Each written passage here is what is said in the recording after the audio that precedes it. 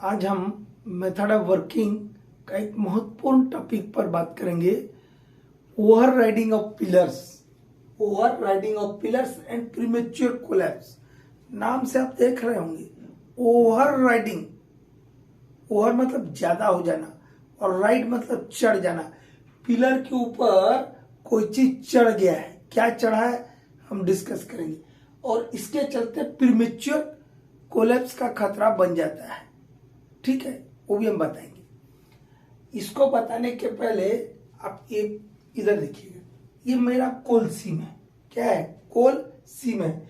और जो कोल bearing rocks है, कोल सीम के ऊपर और नीचे का जो रॉक्स होता है वो लेमिनेटेड रहता है, बेडेड रहता है, लेयर्ड फॉर्म में रहता है, परतदार रहता है। ठीक है, तो लेकिन वो भी तीन प्रकार का होता है।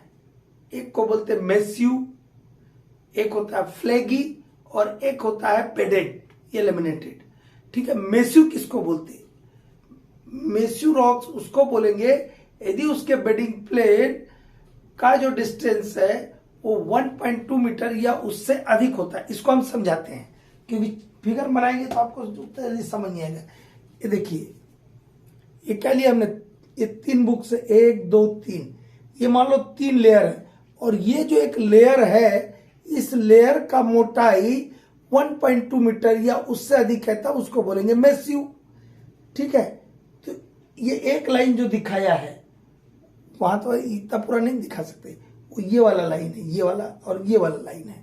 ठीक है, ये वाला लाइन, ये वाला लाइन। ठीक है, तो ये जो हुआ, ये तो रॉक्स हुआ, ढेर सारा रॉक्स का लेयर से ये एक लेयर हुआ। ये क्या हुआ? एक लेयर। और इस लेयर का मोटाई 1.2 मीटर या उससे अधिक है, तब उसको बोलते हैं मेस्यू।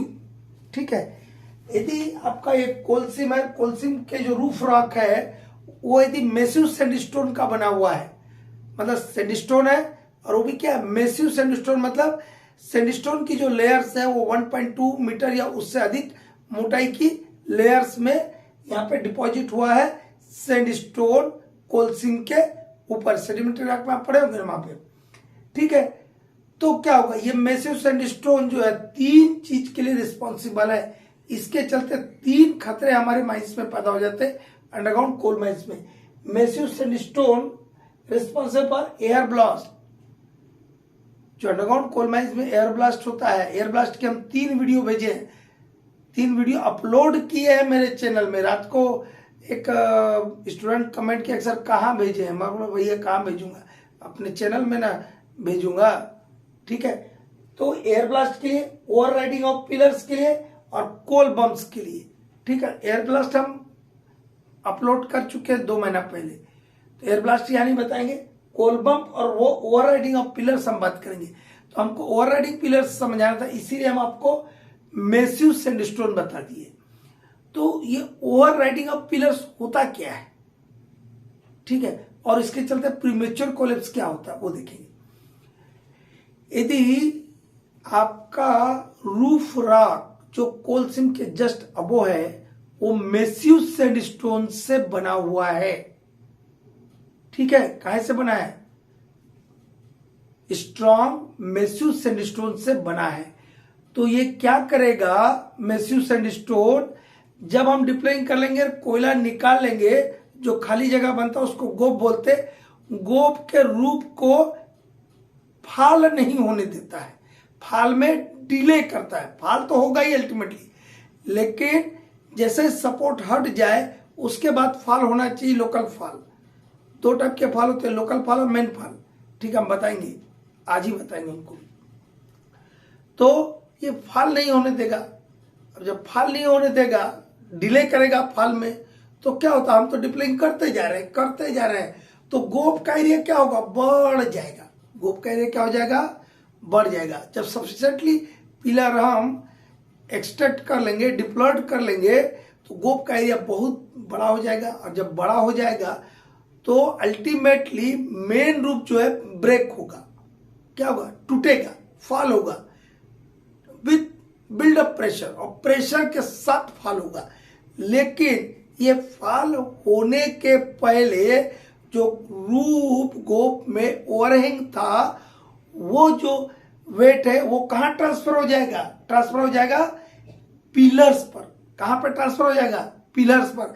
मतलब गोफ के जो ओवरहैंग गोफ का जो वेट था वो कहां चढ़ गया, कहां ट्रांसफर हो गया? पिलर्स के ऊपर। इसलिए क्या बोला? Over riding of pillar. Fall होने के पहले वो जो ओवरहैंग गोफ था उसका रूफ का प्रेशर कहां ट्रांसफर हो गया? पिलर्स पर ट्रांसफर हो गया, जिससे हमको अभी कोयला निकालना बाकी है। और वो पिलर ऑलरेडी स्ट्रेस देते हैं, पिलर के ऊपर ऑलरेडी लोड है। अब उस पिलर के ऊपर क्या हुआ? एक एक्स्ट्रा लोड चढ़ गया, एक एक्स्ट्रा प्रेशर उसके ऊपर, वेट प्रेशर चढ़ गया, इसलिए ओवरराइड। अब यदि आपका पिलर सफिशिएंटली स्ट्रांग नहीं है, मजबूत नहीं है, तो क्या होगा? वो पिलर क्रश हो जाएगा। पिलर क्या हो जाएगा? क्रश। और इसी फेनोमेना को बोलते हैं over riding of pillars.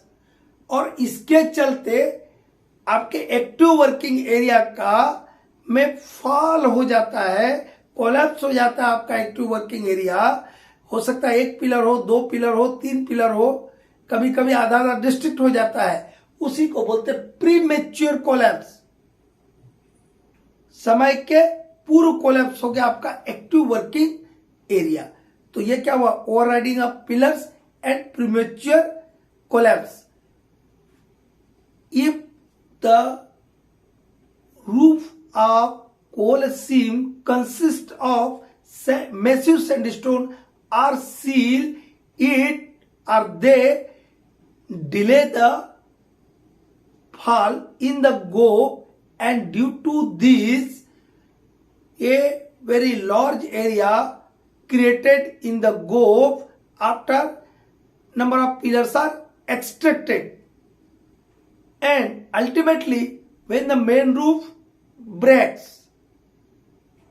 with build-up pressure and the weight of overhang gope roof transfer to the pillars before falls take place, and when the pillar are not strong enough, then the pillar are crushed, and this phenomena is known as overriding of pillars, and due to this premature collapse of working occur. Okay, कोई दिक्कत है इसमें?